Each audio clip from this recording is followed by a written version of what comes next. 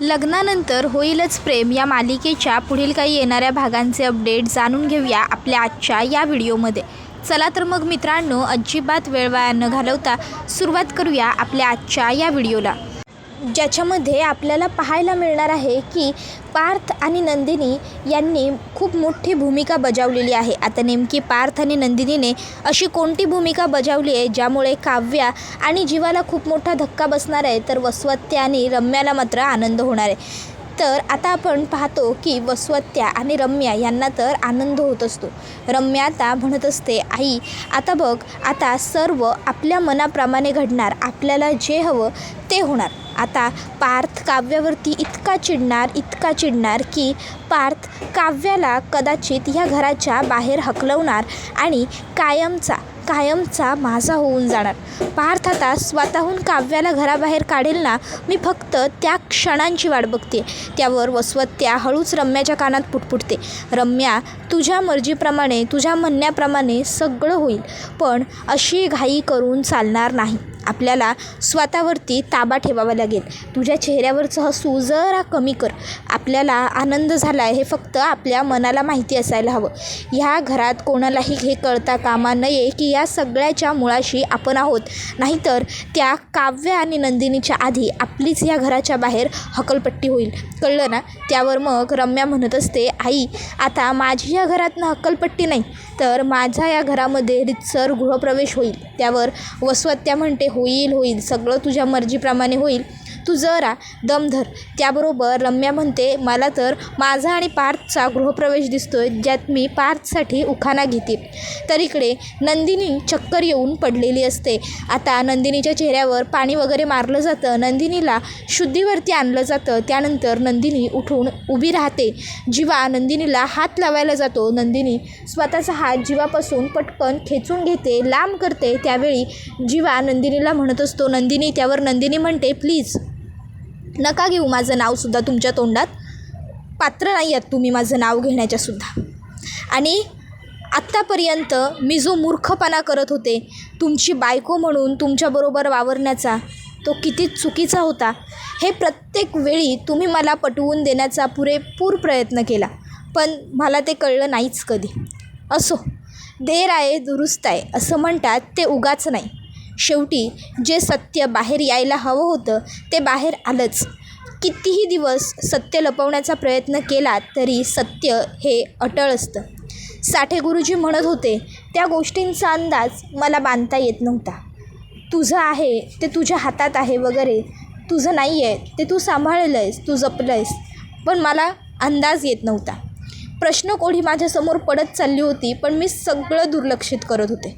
पण आज मला सगळं व्यवस्थित कळालं आणि म्हणून आज दोन प्रेम करणाऱ्या जीवांनी एकत्र यायलाच हवं असं म्हणत नंदिनी आता काव्याला तिकडे वरती घेऊन येते आणि तिचा हात जीवाच्या हातामध्ये देते आणि म्हणत असते, तुमचं एकमेकांवर प्रेम आहे आणि तुम्ही एकमेकांच्या बरोबर राहात. त्याबरोबर पुढे ती म्हणत असते, याला माझा कुठल्याही पद्धतीचा विरोध नाही आहे जीवा. आणि तसंही आता 2 महिन्यांनंतर आपला घटस्फोट होणार आहेच. त्यानंतर तुमच्या आयुष्यात तुमच्या पद्धतीने निर्णय घेण्यासाठी, तुमचं आयुष्य तुमच्या परीने जगण्यासाठी तुम्ही सर्वस्वी मोकळे आहात. त्याबरोबर आता इकडे काव्याला हे ऐकून खूप मोठा धक्का बसतो. काव्या लगेच जीवाच्या हातातला स्वतःचा हात हिसकावून घेते आणि नंदिनीला म्हणत असते, ताई अगं काय बोलतेस तू हे सगळं, तुला तरी कळतंय का? मूर्खपणा आहे हा सगळा निव्वळ. मी आणि जीवा नाही ग, कधीच नाही. ताई तू आणि जीवा तुम्ही दोघंच आयुष्यभर एकत्र राहाल. हो, फक्त तू आणि जीवा. आणि राहिला प्रश्न माझा, तर माझी गाठ ऑलरेडी पार्थ देशमुखांबरोबर बांधली गेली. बघ, माझ्या गळ्यात त्यांच्या नावचं मंगळसूत्र आहे, माझ्या गळ्यात त्यांचं मंगळसूत्र आहे आणि मी त्यांचीच आहे या जन्मात आणि पुढच्या 7ही जन्मात. त्याबरोबर जीवासुद्धा नंदिनीसमोर हात जोडतो आणि नंदिनीला म्हणत असतो, नंदिनी हे बघ, जे काही घडलं ते सगळं नियतीने घडवून आणलं. तेव्हाची परिस्थिती खूप वेगळी होती.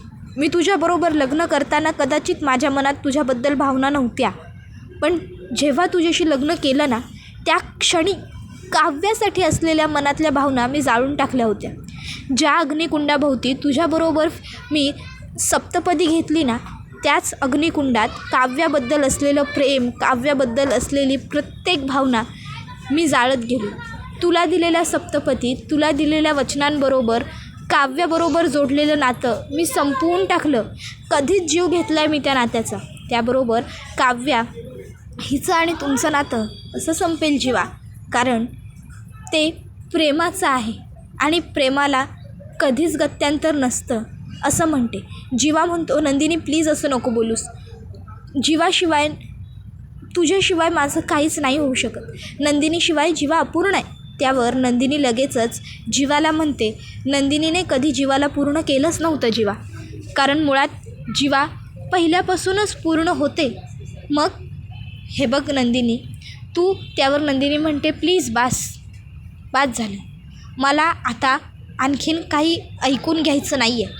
नाही म्हणजे आणखीन काही ऐकून घ्यावं, समजून घ्यावं, सहन करावं अशी माझी मनस्थिती मुळात उरलीच नाही आहे. मी बोलली आहे तेच घडेल. आपला डिवोर्स झाल्यानंतर तुम्ही आणि काव्या, तुम्हा दोघांना जर स्वइच्छेने एकत्र यायचं असेल तर तुम्ही दोघं एकत्र येऊ शकता आणि यासाठी माझी कोणत्याही पद्धतीची हरकत नाही आहे. तर आता हे सगळं ऐकताना बघताना पार्थला खूप जास्त त्रास होत असतो. घडलेल्या गोष्टींचा पश्चाताप होत असतो, वाईट वाटत असतं. तो आता त्याच्या बेडरूमकडे चाललेला असतो आणि बेडरूमकडे जात असताना त्याला त्याच्या आणि काव्याच्या लग्नाच्या विधींपासून ते काव्य प्रत्येक वेळी मला नाही राहायचं आहे या लग्नात, मला मोकळं करा बोलत असते. तोपर्यंत सगळं पार्थला आठवत असतं. काव्य त्याला म्हणाली होती की तुम्ही मला डिवोर्स द्या. तर पार्थने तिला समजावून सांगितलं होतं की काव्या, डिवोर्स देऊन आपण मोकळे तर होऊ, पण याने आपल्यातलं नातं संपणार नाही. तर काव्या हिला आता पार्थ जे काही बोलला होता ते सगळं त्याला पुन्हा आठवत असतं आणि त्याने बोललेल्या प्रत्येक शब्दाचा त्याला पश्चाताप होत असतो. पार्थ खोलीत येतो. खोलीतली लाईट चालू असते. पार्थ लाईट बंद करतो आणि बेडच्या खाली जाऊन, म्हणजेच बेडच्या पाठीमागे जाऊन बसतो. इतक्यात तिकडे काव्या येते. आता काव्या रूममध्ये येत असते. पार्थला काव्याची चाहूल जाणवते. पार्थ उठून उभा राहतो आणि काव्या खोलीत पाऊल ठेवण्या अगोदरच काव्याला म्हणतो, थांबा, नका येऊ तुम्ही माझ्या खोलीत प्लीज. मला माझी पर्सनल प्रायव्हेट स्पेस डिस्टर्ब केलेली आवडत नाही. थांबा तिथेच. त्याबरोबर काव्या म्हणते, देशमुख मी बायको आहे तुमची. त्यावर पार्थ म्हणतो, बायको नका हो नका, नात्याचा अपमान करू नका प्लीज. आणि मग आता पार्थ याला पुन्हा त्या सर्व गोष्टी आठवतात आणि मग पार्थ आता म्हणायला लागतो, आठवतंय तुम्हाला सप्तपदी फिरून चालून जेव्हा आपण आपल्या घरी आलो तेव्हा गृहप्रवेशाच्या वेळी तुम्ही मापाला फुटबॉलप्रमाणे लात मारली होती. दुसऱ्या दिवशी जेव्हा जीवाला ठसका लागला होता तेव्हा तुम्ही स्वतः त्याला पाण्याचा ग्लास देत होतात.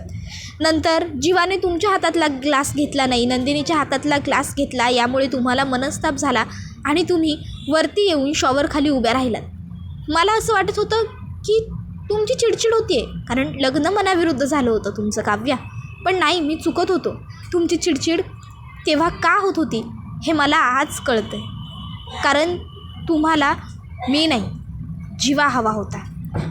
असो, जे घडलं ते घडलं. त्यावर काव्या म्हणते, देशमुख आहो. त्यावर पार्थ म्हणतो, सॉरी, लेट मी करेक्ट माय वर्ड. तुम्हाला जीवा हवा होता नाही, तुम्हाला जीवा हवा आहे. त्यावर मग काव्या म्हणते, नाही हो देशमुख, असं काही नाही आहे.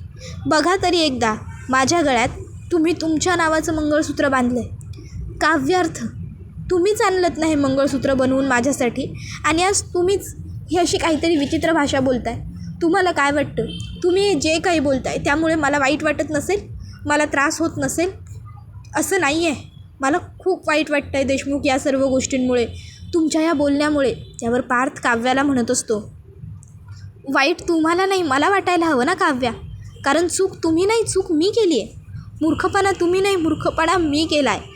तुमच्यावर डोळे झाकपणे विश्वास ठेवला, तुमच्यावर मनापासून भरभरून प्रेम केलं. तुमच्याशी लग्न झाल्यानंतर पुन्हा दुसऱ्या कुठल्याच मुलीकडे कधीच नाही बघितलं.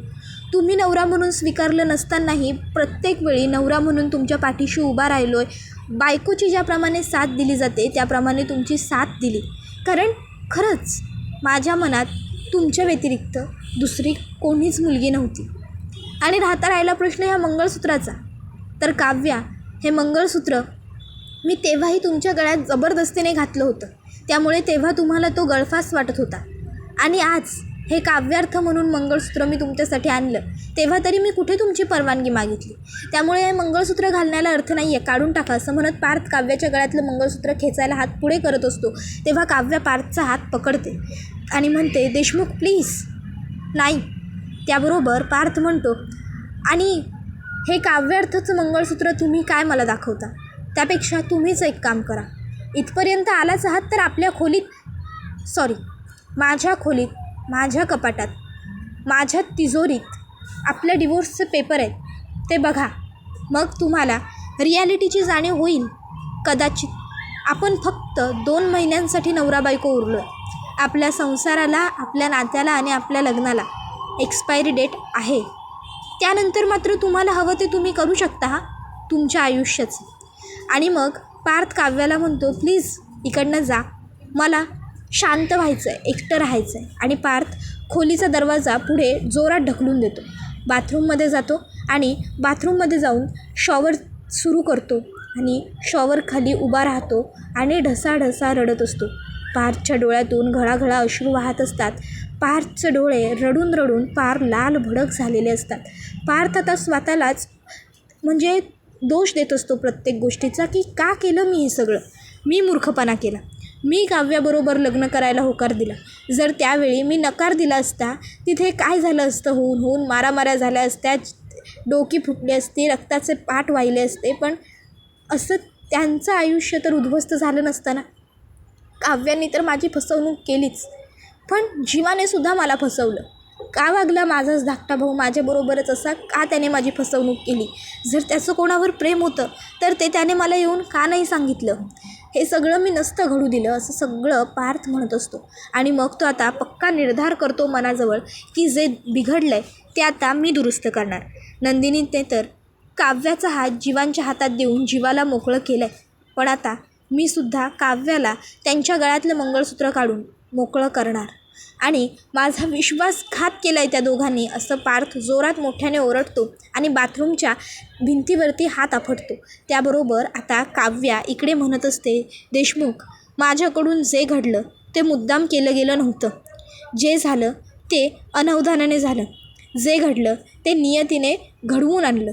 पण आत्ता माझ्या बाबतीत जे घडलं आहे ते मी स्वीकारलं आहे. आणि त्यामुळे तुम्ही माझ्यापासून दूर जाण्याचा कितीही प्रयत्न केलात ना, तरीही काव्या तुम्हाला स्वतःपासून दूर जाऊ देणार नाही. कारण मुळात आता तुमच्यात माझा जीव गुंतला आहे. नवरा म्हणून मी तुम्हाला स्वीकारलं आहे पार्थ. मी तुमचा हा हरवलेला विश्वास पुन्हा मिळवणार, संपलेलं प्रेम पुन्हा तयार करणार. तर दुसरीकडे नंदिनी ही आता बेडरूममध्ये येते. बेडरूममध्ये येऊन आता ती कपाटाचा दरवाजा उघडते, कपाटातनं सगळा पसारा खाली फेकते, साड्या खाली टाकते आणि म्हणत असते, कुठे गेली. आणि ती तिच्या लग्नाची साडी काढते आणि त्याच्यावरती केरोसिन टाकून ती साडी जाळते आणि म्हणत असते, ह्याच साडीत, ह्याच कपड्यात फसवणूक झाली आहे माझी. त्याबरोबर आता त्या ठिकाणी जीवा आलेला असतो. जीवा नंदिनी काय करते ते बघत असतो. तर नंदिनी म्हणत असते, ह्याच कपड्यांमध्ये फसवणूक झाली माझी, ह्याच कपड्यांमध्ये माझं नातं, माझं प्रेम, माझा विश्वास सगळं मी वेठीस धरलं आणि आज ते सगळं जळून गेलं. त्यावेळी जीवा आता तिकडे आलेला असतो आणि जीवा म्हणत असतो, नंदिनी, ना तुझं प्रेम जळालं आहे, ना तुझा विश्वास जळाला आहे, हरली आहे ती फक्त तुझी जिद्द, आणि ते मी बघू शकत नाही. माझ्या हातात अजूनही वेळ आहे. काहीही झालं तरी तुझा विश्वास, तुझी ही जिद्द मी सगळं परत मिळवेन आणि पुन्हा जीवानंदिनी एकत्रच असतील. तर पिहूला मात्र घडलेलं सगळं आठवत असतं आणि तिला ह्या सर्व गोष्टींचा पश्चाताप होत असतो, की माझ्यामुळे झालं हे सगळं. पिहूला असं वाटत असतं की तिने फोटो एडिट करताना हे फोटो चुकून त्यामध्ये ॲड झाले असतील. ती विचार करत असते की मी तर हे फोटो टाकलेच नव्हते, मग तरीही तिकडे ते फोटो आले कसे. इतक्यात आता त्या ठिकाणी विक्रम येतो. पिहू विक्रमला घट्ट मिठी मारते. त्यावर विक्रम तिला म्हणतो, हे बघ पिहू, बाळा रडू नको, शांत हो. मला सगळं पहिल्यापासून सांगशील. मघाशी मी बघितलं ते फोटो जेव्हा डिस्प्ले झाले तेव्हा तुझ्या चेहऱ्यावरती काही वेगळं होतं.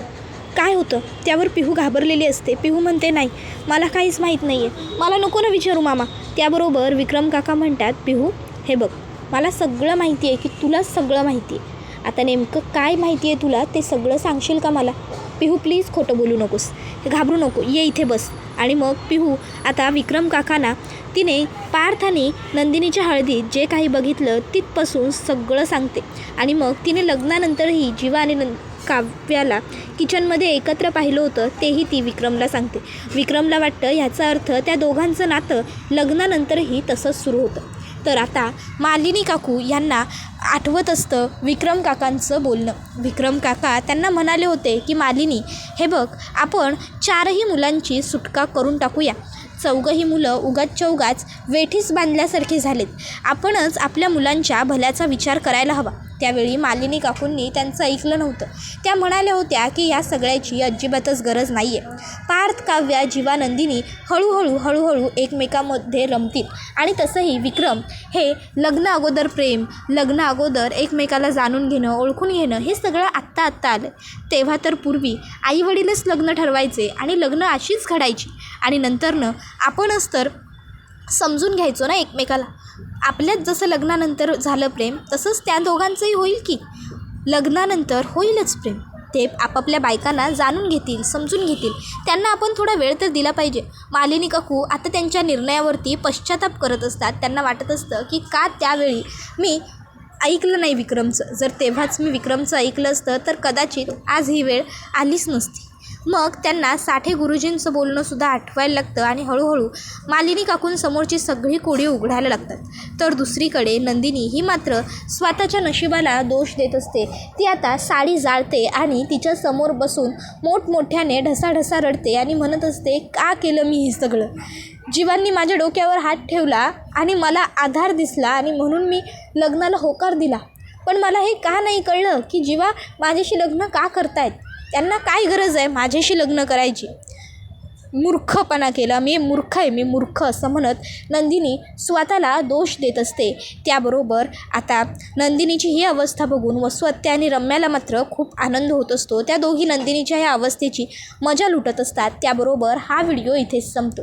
व्हिडिओ आवडला असेल तर व्हिडिओला लाईक करा. चॅनलवर नवीन असाल तर चॅनलला सबस्क्राईब करा आणि बेल आयकॉन आठवणीने प्रेस करा, जेणेकरून तुम्हाला पुढच्या प्रत्येक व्हिडिओचं नोटिफिकेशन मिळत जाईल आणि सर्व व्हिडिओंचा आनंद हा अगदी उत्तम पद्धतीने घेता येईल. पुढे काय घडणार हे सगळं जाणून घेण्यासाठी आमच्या चॅनलला सबस्क्राईब करायला विसरू नका. चला तर मग आजच्या पुरतं इथेच थांबूया. टाटा, बाय बाय, धन्यवाद, take care all of you.